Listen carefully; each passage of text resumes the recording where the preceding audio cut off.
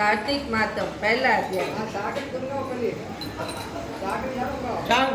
नेमिषारण्य तीर्थ में सूजी महाराज 88,000 सोनकादिक ऋषियों से बोले कि मैं अब आपको कार्तिक मास की कथा का विस्तार से सुनाता हूँ। यह सुनकर मनुष्य सब प्रकार के पापों से छूटकर अंत समय में वैकुंठ को प्राप्त होता है।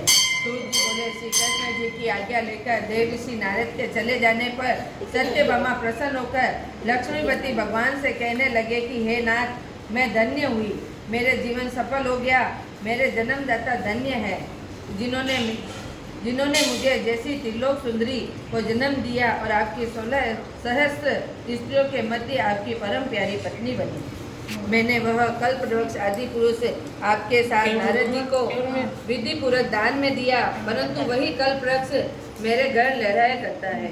जिस बात को मृत्यु लोक की कोई भी स्त्री नहीं जानती, हे त्रिलोकीनाथ, मैं आपसे कुछ पूछना चाहती हूँ। आप मुझे विस्तार पूर्वक कार्तिक मातम की कथा सुनाइए, जिसको सुनकर मेरा हित हो तथा जिसके करने से कल्प पर्यंत आप मुझसे विमुख ना हो। सूर्य जी बोले, सत्यभामा के ऐसे वचनों को सुनकर हंसते हुए श्री कृष्ण जी सत्यभामा के हाथ पकड़कर तथा सेवकों को वहीं रोककर विलास युक्त अपनी पत्नी को कल्पवृक्ष के नीचे ले गए और हंसकर कहने लगे कि हे प्रिय, 16,000 रानियों में मुझे तुम प्राणों से भी समान प्यारी हो। तुम्हारे लिए मैंने इंद्र तथा देवताओं के विरोध किया। हे कांते, जो बात तुमने पूछी है वह अद्भुत बातों को सुनो। सूर्य जी बोले, एक दिन श्री कृष्ण भगवान सत्यभामा की प्रिय कामना के लिए गरुड़ पर सवार होकर इंद्र लोक जाकर तब इंद्र के मना कर देने पर गरुड़ का इंद्र और गोलोक और गरुड़ जी के गो को युद्ध किया। गरुड़ जी की चोट उनके कान के पूंछ कट कर गिर पड़ी। उसके रुधिर से 3 वस्तुएं उत्पन्न हुई, कान से तंबाकू, पूंछ से गोभी से मेहंदी। इन तीनों का प्रयोग करती नहीं होती। तब गौओं ने भी क्रोध को मारा, जिससे उनके 3 पंख टूटकर गिर पड़े। उनके पहले पंख से नीलकंठ, दूसरे से मोर और तीसरे की उत्पन्न हुए, जिसके दर्शन मात्र से भी शुभ फल की प्राप्ति होती है। यह सुनकर सत्यभामा बोली कि हे, मैंने पिछले जन्म में कौन कौन से दान, व्रत और तप किए, मेरा कौन सा स्वभाव तथा किसकी पुत्र थी और मृत्यु लोक में जन्म लेना पड़ा। मैंने ऐसे कौन से शुभ कर्म किए जिससे अर्धांगिनी हुई। कृष्ण बोले, हे प्रिय, जो तुमने पूरे जन्म में शुभ कर्म किए विस्तार पूर्वक कहता हूँ। पूरे समय में सतयुग, अंत में मायापुरी और त्रिगुण और देव शर्मा नाम का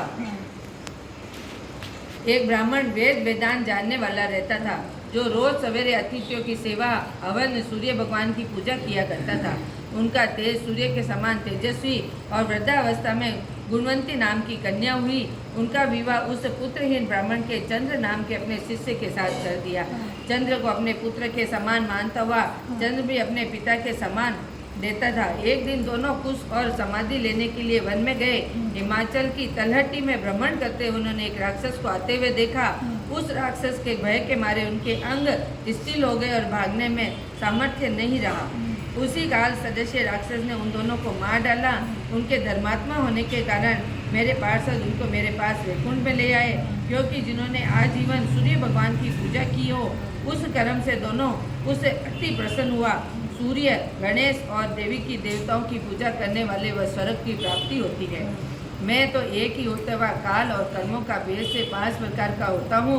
जैसे एक देवदत्त पिता, भ्राता आदि नाम वालों को जानता है, वो जब दोनों विमान पर चढ़े हुए सूर्य के समान तेजस्वी रूपमान, चंदन और माला धारण किए हुए मेरे भवन में आए तो दिव्य भोग भोगने लगे। बोलो विष्णु भगवान की जय।